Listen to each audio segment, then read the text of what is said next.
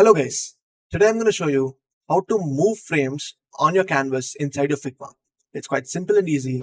Before that, make sure you subscribe and leave a like. Let's get right into the video.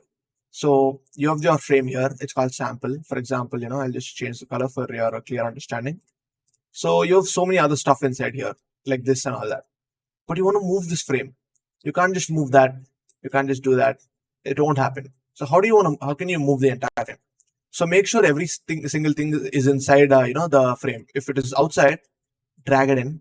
If it is still not, inside, you're going to find it here, drag it into the frame. And then what you do is press on the frame name, move it like that.